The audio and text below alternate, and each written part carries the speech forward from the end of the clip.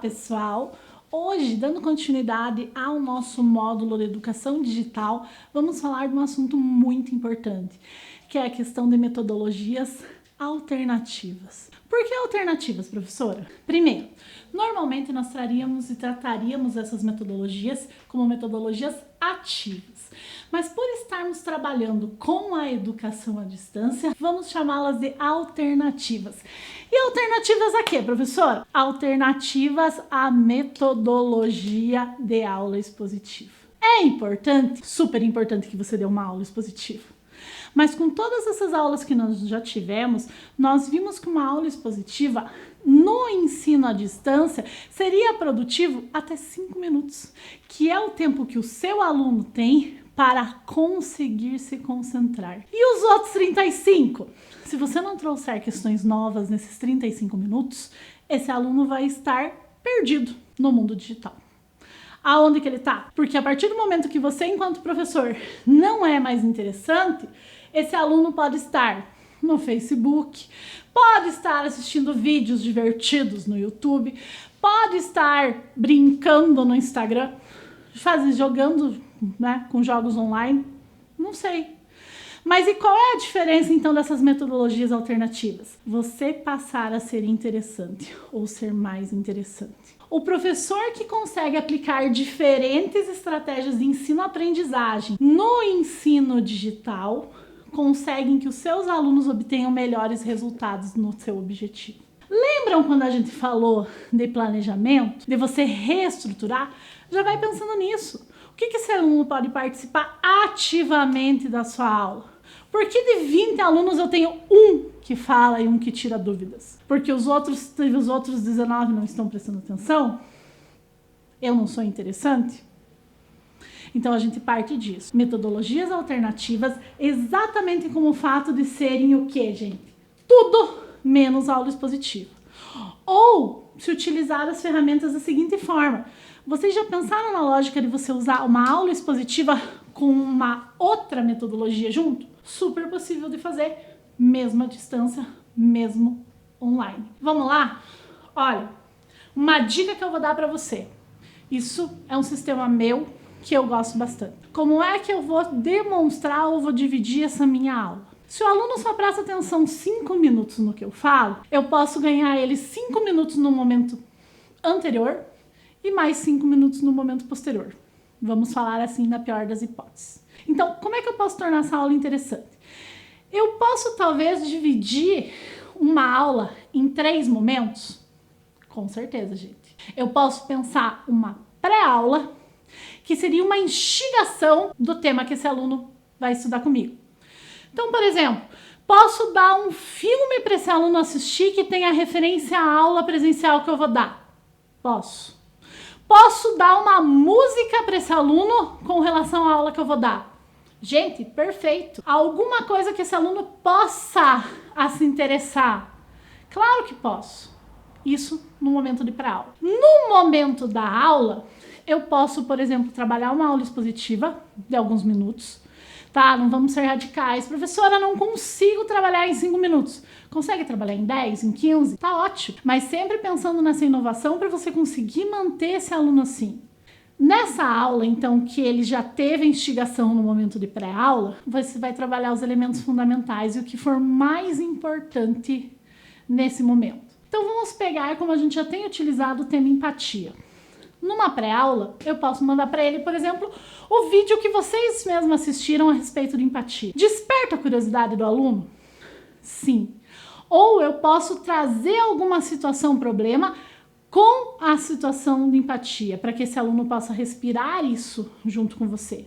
Na aula, eu trago esse elemento, por exemplo, esse filme, mas eu vou trazer todos os elementos que eu acho importante que ele aprenda com a questão da empatia. E num terceiro momento, eu posso pensar que seria essa pós-aula, onde eu posso, por exemplo, colocar exercícios práticos para que esse aluno possa trazer a referência da pré-aula e da pós-aula.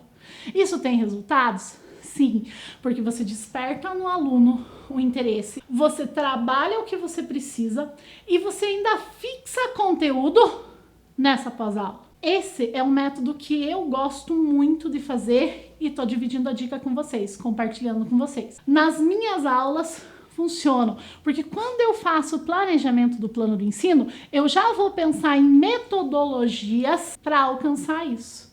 Então, às vezes, quando você pensa assim, vou dar um texto de 3 folhas para o meu aluno ler, ele vai ler para a pré-aula, quando ele chegar, ele já vai saber o assunto que eu estou tratando, se é do interesse dele. E isso é um outro ponto, gente.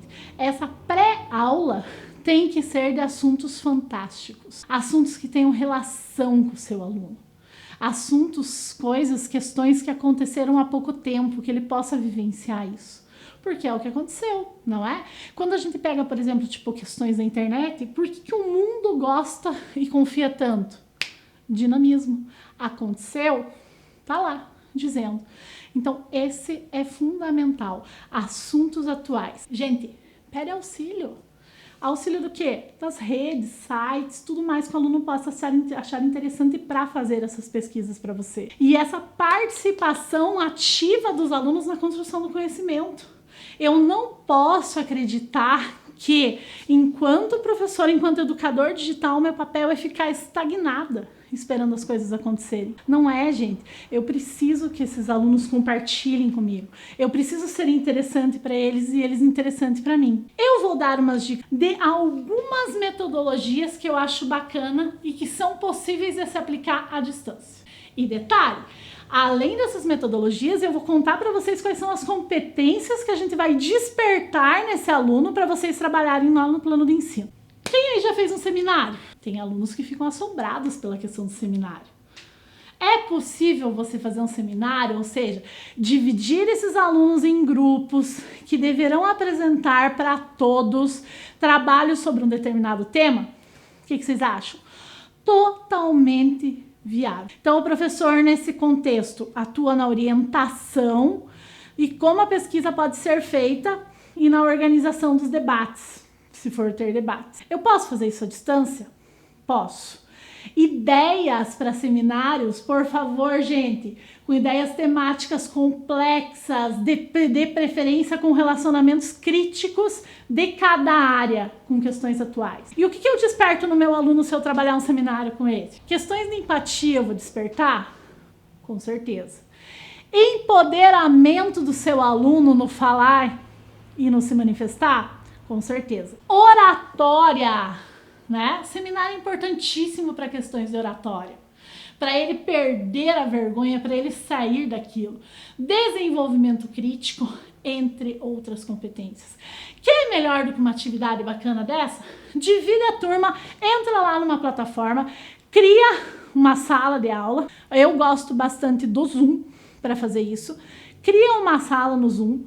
E daí cria salas paralelas, onde você também pode estar participando dos debates com os alunos, para eles chegarem a uma conclusão, e depois retornam para essa sala principal, para que você possa fazer isso. Gente, sensacional! A experiência mesmo à distância desse aluno que vai participar do seminário é muito bacana. Ele se sensibiliza e os colegas também. Outra dica sensacional que eu vou dar para vocês é: produzam audiências ou júris simulados por algumas questões. Ai, professora, mas eu não sou do direito. Gente, audiências públicas podem ser de qualquer questão, porque a lógica não é a questão jurídica. A lógica é a questão do debate, da interação. Como é que eu posso fazer isso enquanto professor? Gente, simula uma espécie de julgamento. Pega um tema bacana. Ai, professora, eu sou de geografia. Gente, eu não posso utilizar as próprias questões relacionadas ao lixão para fazer uma produção a respeito do julgamento no seu município, no seu local? Ou prostituição infantil? Tem diversos temas muito bacanas para você atuar. E como é que eu faço isso? Nós aqui do Incursos vamos deixar para vocês depois no final, né, um e-book com todas essas atividades, essas metodologias alternativas para vocês utilizarem com passo a passo. Mas a ideia é exatamente o quê? Simulação de uma espécie de julgamento, de uma audiência, no qual teremos alunos atuando na defesa e na acusação de determinado tema, né? O professor vai selecionar lá uma pessoa, tipo, para representar o juiz, para julgar, alguém para descrever, para escrever tudo o que está acontecendo, e os jurados. Aqui vale discussões em inúmeros assuntos referentes ao interesse da sua área. mas lembrando sempre que são assuntos atuais. Então aqui você pode estar despertando o que no seu aluno? Senso de justiça. Que é melhor que uma competência de senso de justiça numa atividade mesmo à distância? Né? Eu também vou trabalhar a questão da empatia. Por quê? Porque os alunos vão se solidarizar com as suas áreas. Empoderamento, oratória, desenvolvimento crítico, entre outros pontos. Fundamental que esse aluno saiba o certo e o errado. Outra ferramenta bacana é um grupo de verbalização e observação, né? Como é que vai funcionar isso? O professor vai dividir o grupo em dois pedaços. Uma ala da turma vai verbalizar e a outra vai observar. E depois você muda os papéis. Então, o grupo de verbalização é responsável por expor as ideias e discutir um determinado tema, enquanto a observação analisa e registra o que está sendo feito, o que está sendo dito. No final, o grupo de observação pode fazer suas contribuições a respeito do tema. Posso fazer isso digitalmente? Óbvio que sim, gente. Porque em alguns aplicativos, por exemplo, como no Zoom, eu tenho a opção de quais pessoas que estão na minha reunião eu consigo desligar o microfone e quais eu coloco para falar. Posso fazer isso? Então, posso. E o que você vai estar trazendo com relação às competências desenvolvidas para esse aluno? Paciência, porque na verdade, você vai ter que exercitar alguém falar e alguém esperar. Respeito pela fala dos colegas, que hoje em dia é fundamental. A questão da empatia, empoderamento, oratória e o desenvolvimento crítico. Você, professor, você, educador, sempre pensa em tornar essas aulas um pouco mais dinâmicas. Para quê? Para que você consiga manter o foco do teu aluno, para que ele te visualize. Veja só, lembram quando a gente falou do uso do fone de ouvido? Quer aplicação melhor do que nessas metodologias alternativas? Não tem. Isso é fundamental para esse seu aluno conseguir se relacionar.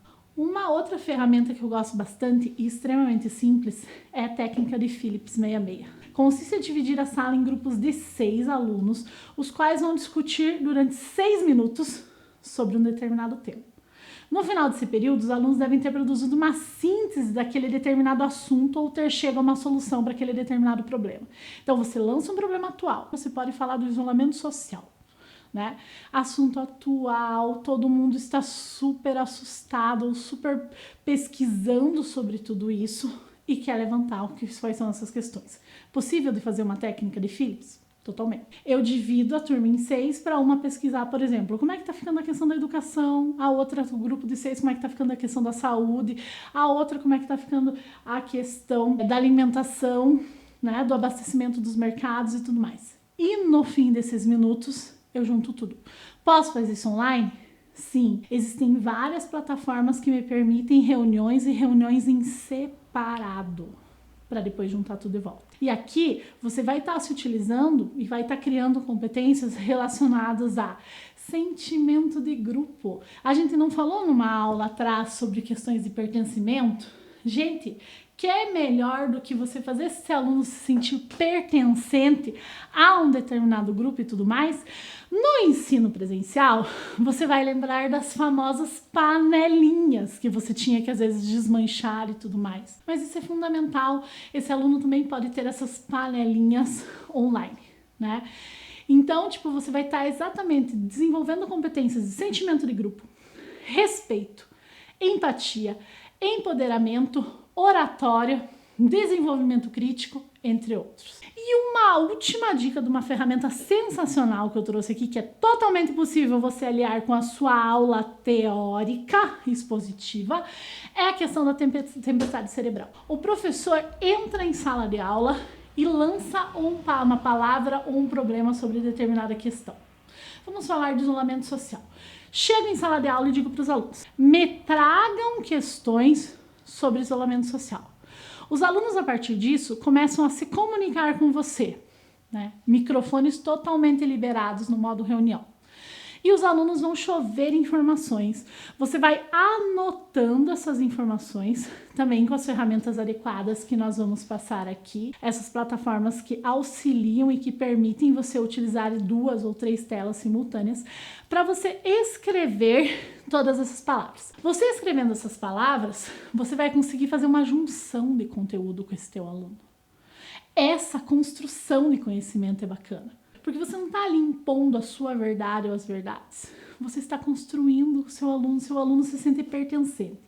E aqui você também vai estar exatamente despertando inúmeras competências nesse aluno, como empoderamento, oratório, desenvolvimento crítico, entre outros problemas. Quando a gente fala em criatividade, a gente fala em você procurar também mesclar tudo isso. Fiquem ligados nas nossas próximas aulas que vamos tratar exatamente sobre essa criatividade e como você pode se utilizar dessas ferramentas para isso. Vamos lá?